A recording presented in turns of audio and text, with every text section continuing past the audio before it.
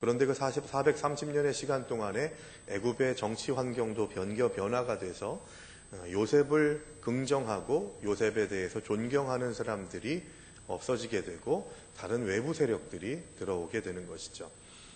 그래서 이 권력이라고 하는 것은 이쪽이 흥할 때에는 이 흥하는 세력을 견제하는 그런 반대 세력들이 있고, 또 반대 세력이 크게 되면 또 이들이 또 견제를 하게 되고, 세상의 권력 구조가 그렇게 되어 있습니다. 그런데 어찌됐건 요셉을 좋게 여겼던 왕정이 물러나게 되고 요셉에 반대하는 세력들, 그들이 움직이게 되는 것이죠. 그래서 애굽을 통치하게 되고, 그러다 보니까 저것들이 우리나라에 요셉이라고 하는 자가 총리 대신이 돼가지고 애썼다고는 하지만 지금 저들은 우리와 다른 민족인데 하는 생각으로 종으로 만들어버리게 됐습니다. 하나님의 역사하심 속에서 여러 가지 일들을 경험하게 될 때 어떤 때에는 다 정말 꽃길만 걸어가고 좋을 때에도 있지만 그렇지 않을 때도 있다는 거예요. 그런데 중요한 건 뭡니까? 내 상황이나 여건이나 환경이 변화되더라도 하나님의 역사하심은 변함없다는 겁니다. 주님만 의지하고 바라보면서 하나님의 목적의식은 뭐였냐 하면 애굽에서 너희가 나라가 될 수 있는 인구수를 만들어내는 일들을 위해서 지금 기다리고 있는 시간들이다라고 하는 것을 목적의식으로 주신 것이고, 그래서 모세를 중심으로 해서 가나안 땅으로 들어갈 수 있도록 이제는 거기에서 진짜 제사장 나라가 될 수 있도록 안착하게 하시기 위해 광야길을 선택하고 거기에 갔지만 40년 광야 생활이 미리 예비되었던 것이 아니었다고 말씀드렸죠.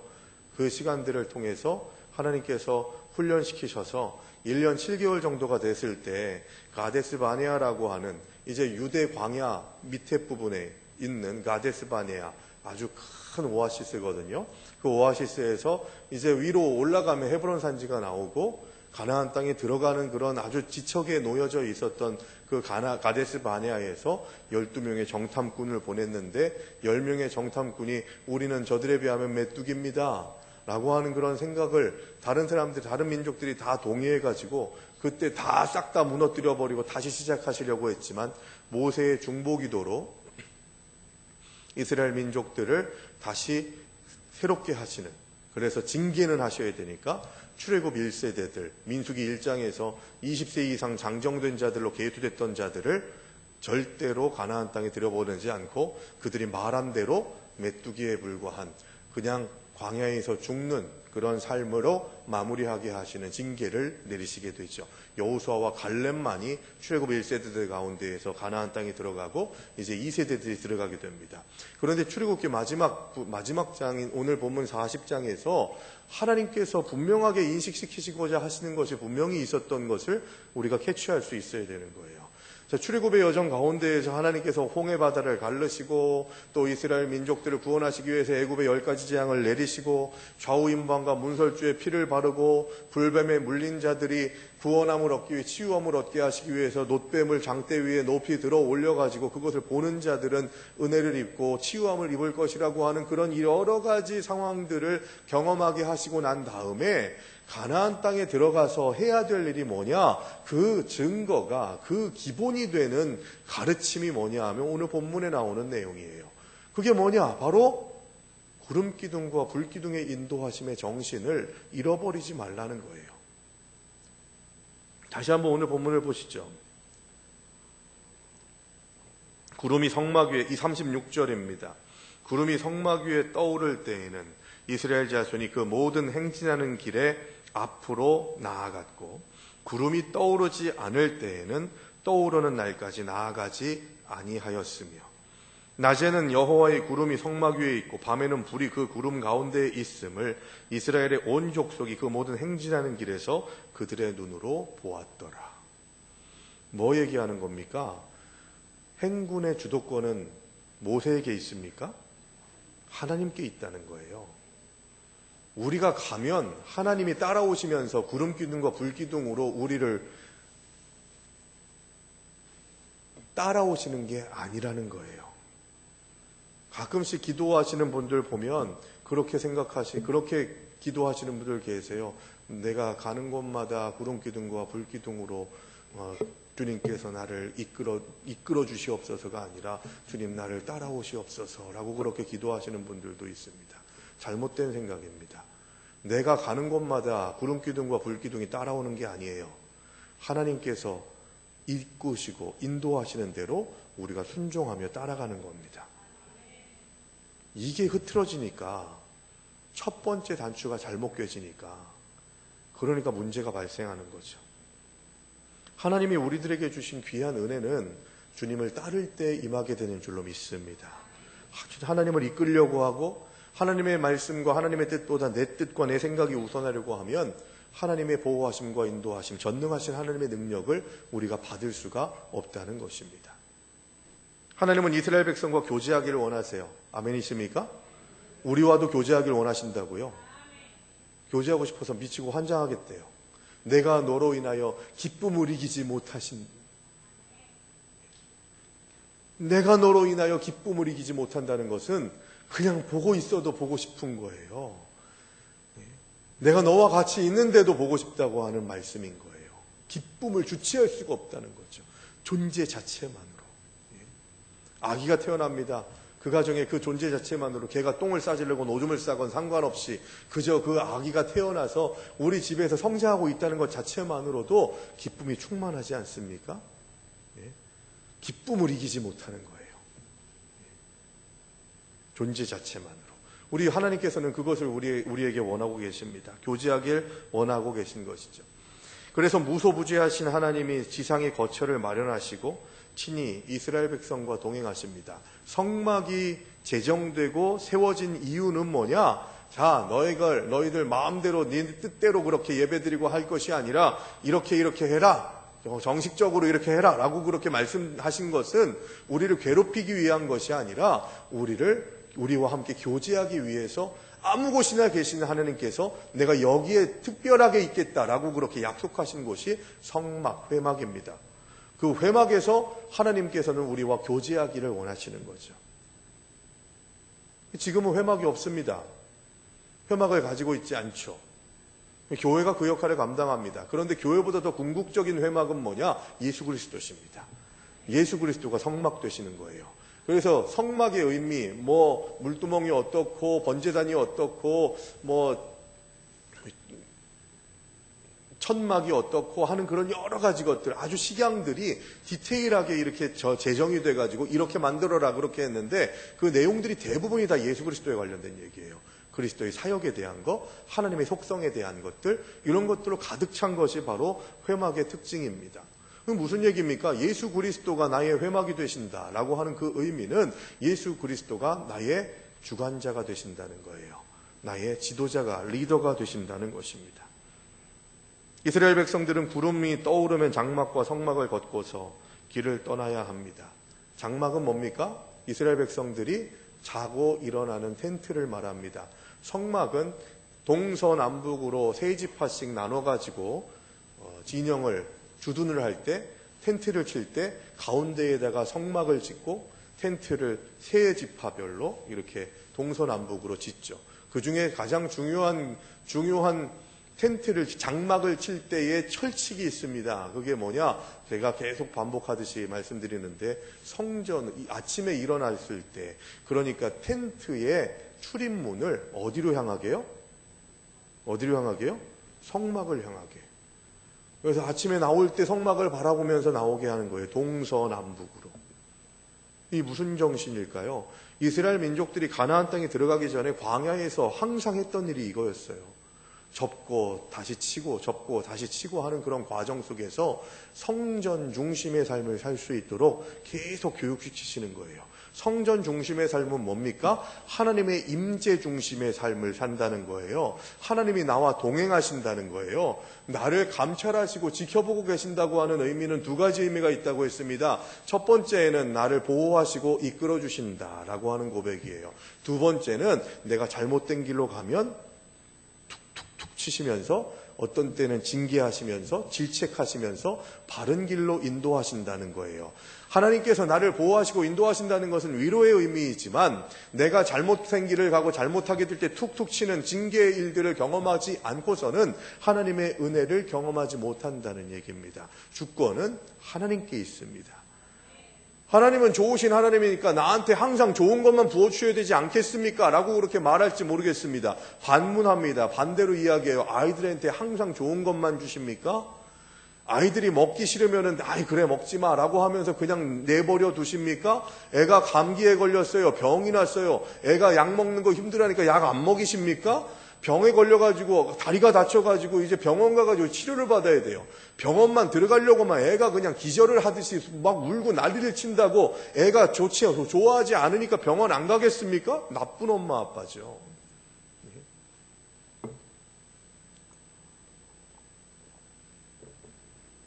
아이들이 골고루 먹을 수 있도록 하기 위해 엄마들이 별의별 일을 다 하잖아요.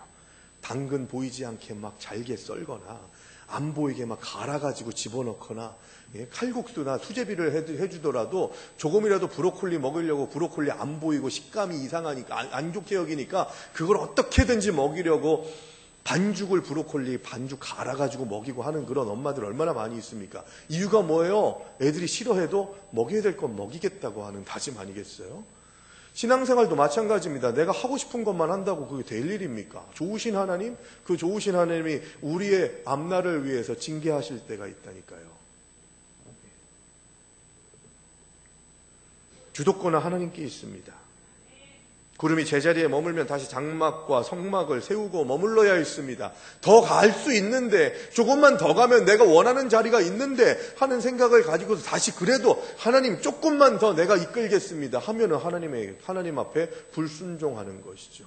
내 상태나 내 생각이나 내 계획은 상관없어요. 하나님이 멈추시면은 우리도 멈추는 거예요. 하나님이 가시면 우리도 가는 겁니다. 이게 뭐냐? 바로 하나님과 동행하는 삶이라는 거예요. 하나님의 임재를 경험하는 자들의 삶이라는 것입니다. 이스라엘 백성에게는 결정권이 없습니다. 아무리 이동하고 싶어도 구름이 멈추면 멈춥니다.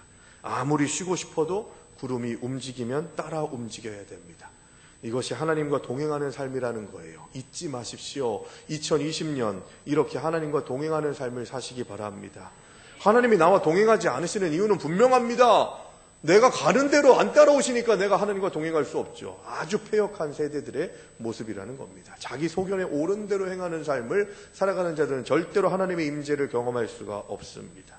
하나님의 백성은 조급해도 느려서도 안 됩니다. 하나님이 보여주시는 증거를 따라서 그 구름 기둥과 불 기둥을 따라서 신속하게 나가거나 묵묵히 그 자리에서 인내해야 하는 것이죠.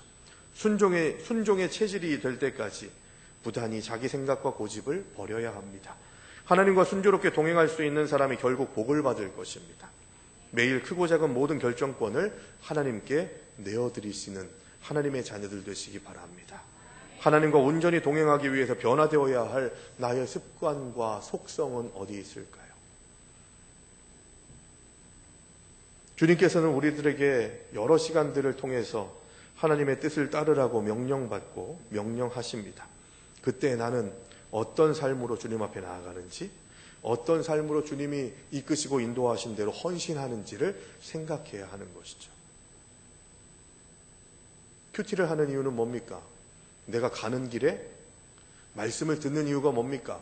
내가 하는 일에 하나님께서 힘을 얹어주시기를 원한다? 아니요.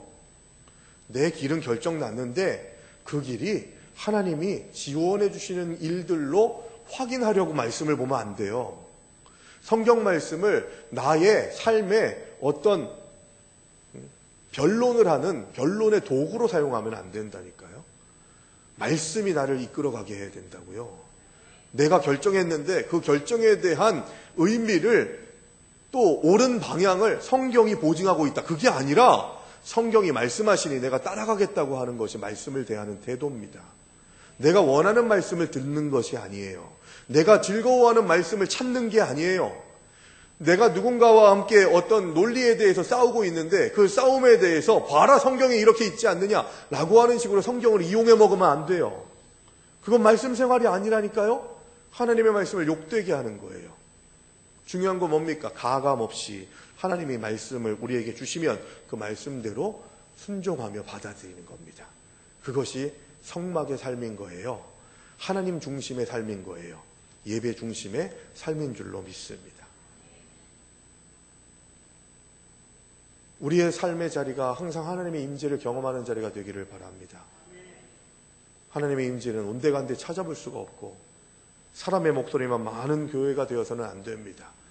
우리의 가정도 인간적인 생각들로 운영되어서는 안 됩니다. 하나님의 임재가 느껴져야 돼요. 구름기둥과 불기둥이 있어야 돼요. 그리고 그 구름기둥과 불기둥이 우리 가정을, 나의 삶을, 우리 교회 공동체를 어떻게 이끌어 가시는지를 주목해야 됩니다. 오랫동안 머물 때에는 1년이 넘도록 그 자리에 머물렀던 때가 있었습니다. 이스라엘 백성들이 이거 계속 여기에만 앉아있으면 어떡하냐. 빨리 가야지. 빨리 가서 가나안 땅에 들어가야지. 우리가 광야에서 죽게 생겼다 하는 생각으로 먼저 나아가는 것은 하나님의 뜻에 합당하지 않습니다. 그래서 이스라엘 민족들의 40년 광야 생활을 광야 학교라고 부르는 이유가 있는 거예요. 하나님께서 가르치신 겁니다. 뭘로요? 노예 근성을 내려놓게 하시고 예배 공동체 되게 하신 겁니다. 가나안 땅에 들어가게 하기 위해서 모세가 바로 앞에서 왜 너희 백성들을 어디로 데려가려고 하느냐라고 그렇게 물을 때 계속해서 모세가 하나님의 명령에 따라서 했던 말이 있습니다. 하나님을 위하여 절기를 지키기 위해서 이스라엘 백성들을 보내라. 예배하기 위해 보내라는 거예요. 노예 공동체가 예배 공동체로 변화되게 하는 것이 출애굽의 가장 중요한 요소였습니다. 그리고 너희가 가나안 땅에 들어가서 행복하고 등 따시고 배부르게 사는 것이 아니라 거기에서 예배자가 되라. 그 얘기예요. 근데 그 예배자가 되려면 어떻게 해야 된다고요? 구름기둥과 불기둥의 정신을 기억해야 된다는 거예요. 하나님께 주도권을 내어드리고 하나님이 기뻐하시는 일들만 하겠다고 다짐하고 그러려면 믿음으로 순종하는 일들이 우리들에게 있어야 된다는 것이죠. 감정이 막 넘쳐 올라가지고 모세가 뭐 어떻게 해야 합니까? 내가 너희에게 물을 내랴 하면서 반석을 3번 팍팍팍 칩니다. 이벤트화 시킨 거예요. 그리고 하나님이 주시는 것임에도 불구하고 내가 주는 것이냐? 그렇게 생각하게 만들죠. 그거 하나 때문에, 그 일 하나 때문에 가나안 땅에 모세가 들어가지 못합니다. 얼마나 억울할까요? 제가 생각해도 저는 못된 놈이라 제가 모세인데 그거 하나 때문에 가나안 땅 못 들어가게 하시고 느보산에서 그냥 거기에서 너는 그냥 가나안 땅만 좀 보고서 그러고서 내가 데려올 거다. 그러시면 막 열불이 날 것 같아요. 하나님 그럴 수 있습니까? 나 연약한 인간인데 그거 하나 잘못했다고 40년 동안의 시간들을 감당했던 것을 어떻게 그렇게 묵사발 내시듯이 아무렇지도 않게 짓밟아 버리십니까? 못 갑니다. 그렇게 뻗댔을 것 같아요. 그런데 여러분 주도권은 하나님께 있어요. 너는 느보산 여기까지다? 아멘으로 순종해야 되는 거예요. 하나님께서 기뻐하시는 일은 바로 그런 거예요. 내게 유불리를 따지면서 하나님을 따르려 하지 말아야 됩니다. 하나님께서 원하시면, 하나님이 뜻하시면 모든 것들을 다 내려놓을 줄 알아야 됩니다. 모든 것들을 위해 헌신할 수 있어야 됩니다. 내가 살아가는 삶의 목적이 예수 그리스도가 되시기 바랍니다. 하나님의 임재를 경험하는 것을 소망하시기 바랍니다. 그리고 하나님과 동행하는 것을 기뻐하시기 바랍니다. 그래야만 하나님께서 우리와 함께 하시고 우리를 힘주시고 능력 있게 승리의 길로 걸어가게 하실 줄로 믿습니다. 이런 믿음의 고백으로 2월 한 달 동안 하나님께서 주시는 은혜, 하나님 주시는 능력 안에서 더 구체적으로 주님을 만나고 주님의 뜻을 세워나가는 저와 여러분들 되시기를 주의 이름으로 축원합니다.